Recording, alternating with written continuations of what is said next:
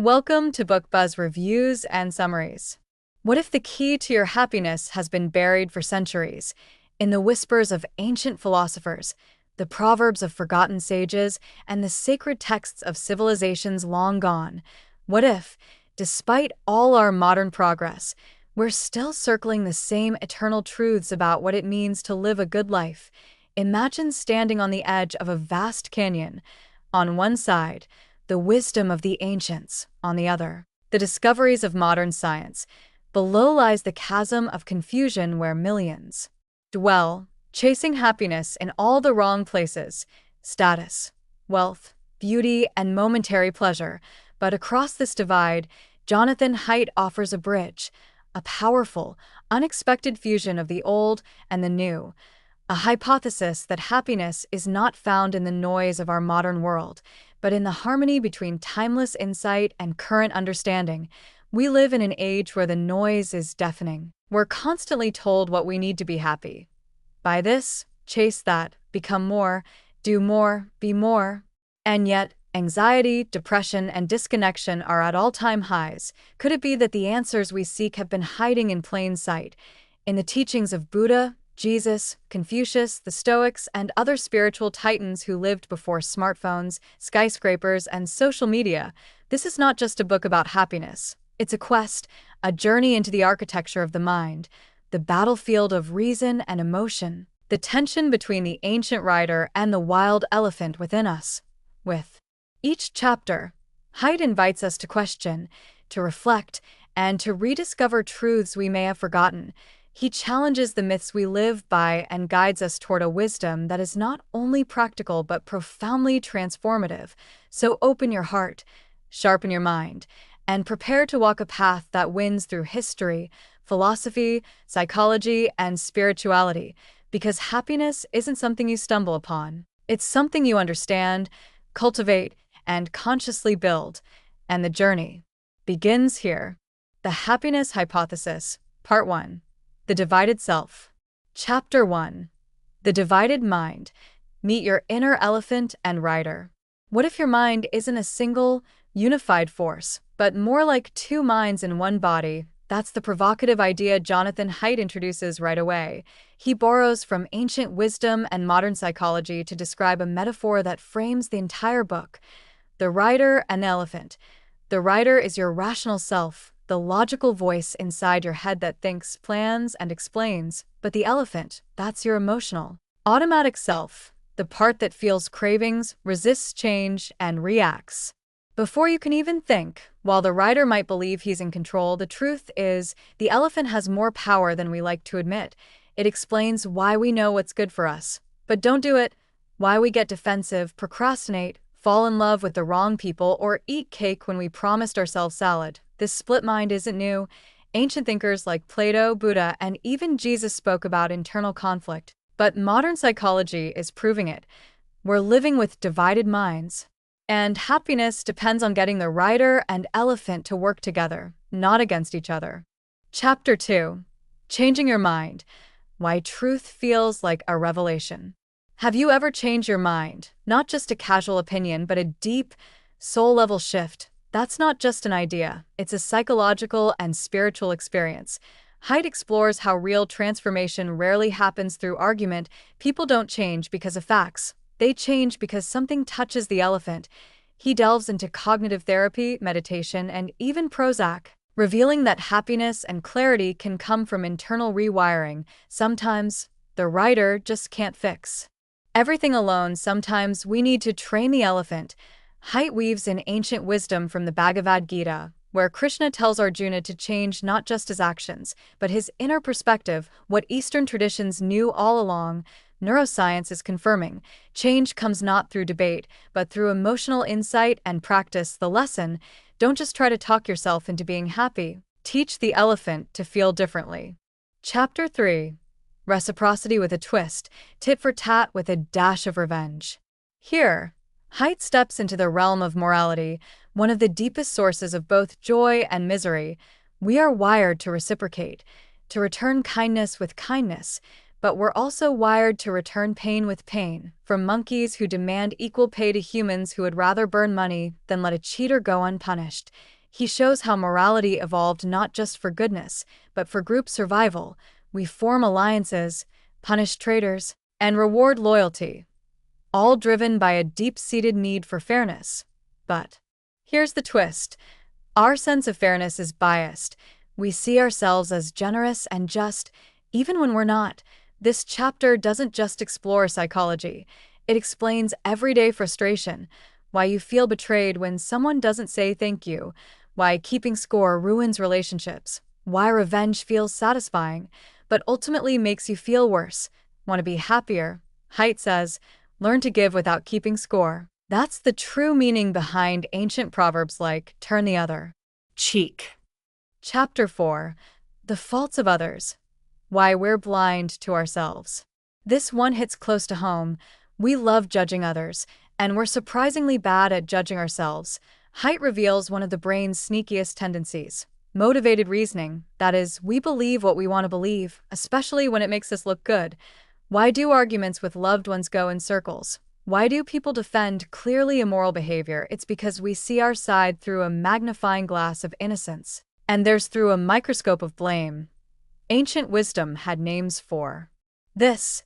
In Christianity, it's the beam in your own eye. In Buddhism, it's illusion and attachment. In psychology, it's the confirmation bias. But there's hope. Haidt suggests humility, not as weakness, but as a superpower. When we admit our faults and get curious about others, we not only grow, we connect. Happiness isn't about always being right, it's about being open. The Happiness Hypothesis. Part 2. The Roots of Virtue and Meaning. Chapter 5. The Pursuit of Happiness. Why pleasure isn't enough. What really makes us happy? If you think it's wealth, success, or nonstop pleasure, you're not alone, but you're wrong. Haidt examines the research and lands on a striking conclusion. Happiness doesn't live in the external world. After a certain point, more money, more beauty, and more possessions don't make you happier. The real issue is what psychologists call the hedonic treadmill. We adapt to everything, both good and bad. A lottery winner and someone who became paralyzed may differ in the moment, but within a year, they often return to the same baseline of happiness. Ancient traditions already knew this. The Stoics taught detachment from desire. The Buddhists spoke of suffering as a result of craving. Haidt echoes them and emphasizes, if you chase happiness directly, it runs away, but if you cultivate inner strengths, happiness shows up on its own. The key is virtuous activity, engaging your strengths in meaningful ways. It's not about feeling good, it's about becoming good at being you. Chapter 6. Love and Attachments. The Pleasure and Pain of Connection. Here's where Haidt goes deep into the power of love. Romantic, parental, platonic. He starts with the science. We're wired for attachment. Babies cling to mothers, lovers cling to each other. And when those bonds are threatened, the pain is as real as physical injury. But there's a twist. Romantic love, that whirlwind of obsession and bliss, is not designed to last.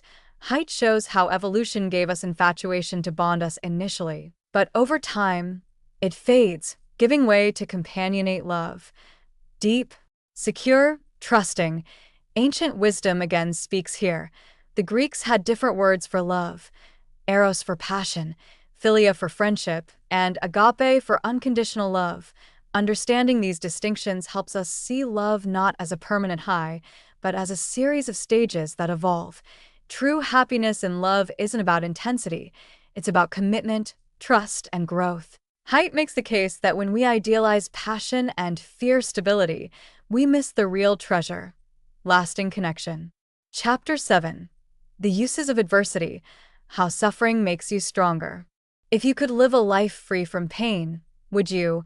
Haidt invites us to question whether that would actually make us happier. In one of the most inspiring chapters, he explains how adversity, though painful, often leads to growth, strength, and transformation. Psychologists call it post-traumatic growth. Survivors of illness, loss, or hardship often say they emerged with greater clarity, purpose, and gratitude. Ancient wisdom understood this too. The Stoics embraced hardship as training. The Bible speaks of being refined by fire. Buddhism teaches that suffering awakens compassion. Haidt cautions, not all suffering is meaningful, but when it's faced with support and reflection, it can be life-defining. He shares stories of people who found purpose through pain, reminding us that happiness isn't the absence of suffering, it's the presence of meaning.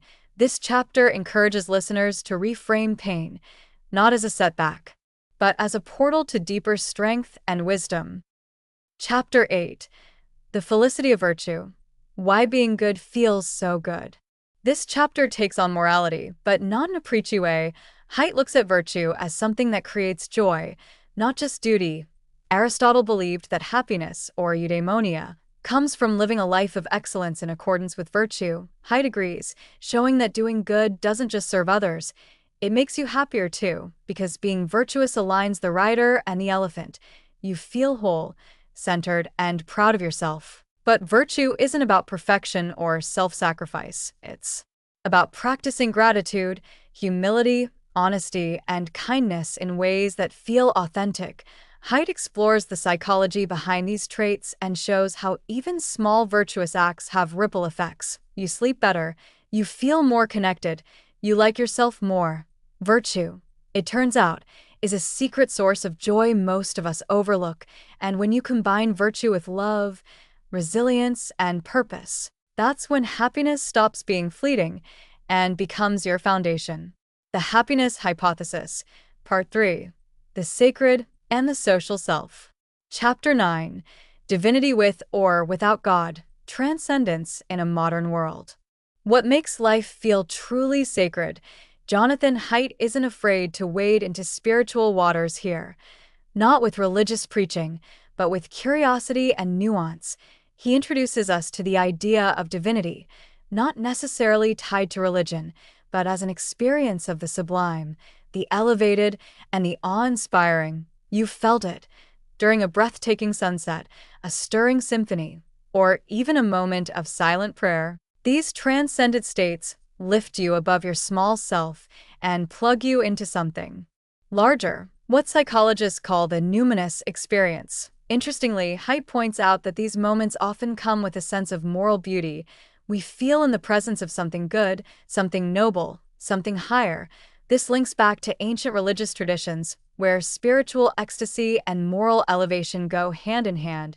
You don't have to be religious to feel these moments, but you do have to be open to mystery, beauty, and connection. When you are, your life becomes textured with meaning, not just momentary pleasure, and meaning, Haidt reminds us, is more essential to happiness than we think. Chapter 10. The Hive Switch. Why We're Made to Merge. Get ready for one of the book's most surprising insights. You're not just an individual, you're part of a superorganism. Haidt introduces the concept of the hive switch, a metaphor for the psychological mechanism that lets people lose themselves in group unity. It's what soldiers feel in battle, what dancers feel in synchronized movement, what worshippers feel in spiritual ritual.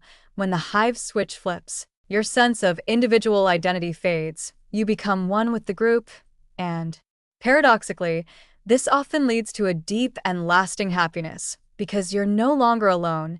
Think of monks chanting in unison, sports fans cheering together, or even volunteers cleaning up after a natural disaster. These group experiences create a feeling of elevation, of shared moral purpose. Ancient wisdom has always encouraged this. Rituals, songs, prayers, pilgrimages. Modern life often isolates us, but the hive switch reminds us, we are wired for collective joy. To be truly happy, you need moments where you forget yourself. And remember we. Chapter 11. Religion and Moral Community. The Binding Power of Belief. Now Haidt tackles religion head-on, not as theology, but as social glue. While religion often sparks conflict, it also creates powerful moral communities. Shared belief systems bind people together, regulate behavior, and promote cooperation. Evolutionary psychology suggests religion may have developed not to explain the universe, but to strengthen the tribe. Religion gives people a shared moral code, rituals that build trust, and a sense of accountability. It works with the elephant more than the rider, speaking in symbols, stories, and emotions rather than logic. But Haidt doesn't take sides. he acknowledges that secular communities can also replicate some of these effects. The real takeaway is this: humans need moral structure. We need a story that's bigger than ourselves. When we lose that, we often lose direction, purpose, and even happiness, whether your faith is in God, humanity, nature, or art. The need for belonging, ritual, and shared values is deeply human. The happiest people don't just believe in something, they live among others who believe. Chapter 12: Morality Binds and Blinds, the Righteous Mind Revealed. This is one of the most eye-opening chapters in the book. Why do good, intelligent people disagree so fiercely about politics, ethics, or religion? Why does morality bring people together and drive them apart? Haidt explains it through moral foundations theory. We're not born with a blank slate. Instead, we have several innate moral taste buds: care, fairness, loyalty, authority, sanctity, and liberty. Different cultures and political ideologies emphasize different foundations. Liberals may prioritize care and fairness. Conservatives may add loyalty, authority, and sanctity. This isn't about right versus wrong. It's about different moral languages. The problem: we often judge others using our own moral framework. We see them as evil or stupid, not realizing they're just playing a different moral game. Haidt's powerful message here is one of moral humility. If you want to be happy and live in a flourishing society, you have to understand that your moral instincts are not universal. Ancient wisdom told us to judge not and love your enemy. Modern psychology is telling us the same thing, with data to back it up. The Happiness Hypothesis, Part 4: Harmony, Purpose, and the Life Well Lived. Chapter 13: The Pursuit of Purpose, Where Happiness Truly Lies. Throughout the book, Haidt has shown us how pleasure, virtue, connection, and transcendence each contribute to a flourishing life. But here, in the final chapter, he goes a step further. What truly gives us sustained fulfillment is purpose. This isn't about abstract philosophy. It's about how humans are wired. We need a story, a mission, a reason to get up in the morning. Haidt introduces the concept of the vital engagement, a deep, almost spiritual connection to an activity or goal that combines passion and meaning. It could be parenting, a creative pursuit, a calling, or a cause greater than yourself. When you're vitally engaged, the line between work and play dissolves. Time flies, you feel alive. This is what Mihai Csikszentmihalyi called flow, and it's a hallmark of a life that's not just happy, but meaningful. Ancient thinkers knew this too. Aristotle said happiness lies in excellence through purpose-driven activity. Confucius taught that the path to a good life is one of duty and alignment with a higher order. Haidt beautifully unifies these threads. Purpose connects the elephant and the rider. The elephant wants to feel, the rider wants to aim. Purpose satisfies both. Rewriting your story, the power of narrative. In one of the most practical and empowering sections of the book, Haidt explains that we all live by narratives, the stories we tell ourselves about who we are and what our lives mean. Are you the victim of circumstances or the hero of your own redemption? Are you wandering aimlessly or on a meaningful quest? These stories shape not just your mindset, but your reality. Haidt encourages us to revise our internal narratives by reflecting on our past with compassion, interpreting hardship as growth, and seeing our present as a bridge to something greater. In a sense, we become our own authors, writing a story where happiness is not a destination, but a side effect of living with integrity, love, and direction. Integrating the wisdom, the rider and the elephant in harmony. By this point, you know the two key characters of the book: the rider, your rational mind, and the elephant, your intuitive, emotional self. Most people live out of sync. Either the rider tries too hard to control, or the elephant stampedes on impulse. True happiness, Haidt concludes, comes when rider and elephant move together, when reason and emotion are aligned by meaning, virtue, and connection. This is the great message of ancient wisdom and modern psychology alike. Know thyself, train thyself, and commit thyself to something greater than thyself. You can't force happiness. You must cultivate the conditions that allow it to grow, like a gardener tending a resilient, beautiful ecosystem. Final reflections. Happiness is between. Haidt closes with this poetic truth. Happiness comes from between. It's not found in the rider alone or the elephant. It's not just in pleasure or virtue. It's not in solitude or community. It's not in science or spirituality. It's in the intersections, between you and others, between your strengths and your purpose, between your inner self and your outer life, between ancient truth and modern wisdom. To live a good life, you must learn to live in the middle, not in compromise, but in balance, not chasing happiness, but creating harmony. Conclusion: the real hypothesis of happiness. The happiness hypothesis doesn't offer cheap optimism or trendy self-help advice. Instead, Jonathan Haidt invites us into a dialogue between the ancient and the modern, the emotional and the rational, the self and society. He gives us a deeper, more nuanced understanding of what it means to live well, not just for a moment, but across a lifetime, through vivid metaphors like the rider and the elephant. And by blending psychological research with timeless wisdom, Haidt reminds us that happiness is not something you find, it's something you build. It's not hidden at the end of a goal, a relationship, or a bank account. It's found in between, in the richness of connection, the challenge of growth, and the harmony of a life aligned with your deepest values. So what do you do with this hypothesis? You test it, you try living with purpose, you practice virtue, you engage your strengths, you forgive, you connect. You take care of the elephant while guiding it with the rider, because in the end, the hypothesis is simple, yet profound. Happiness is not within you, it's between you and everything you love. That's not just a theory, it's a call to action. Read the book to learn more. Thanks for listening to BookBuzz Reviews and Summaries.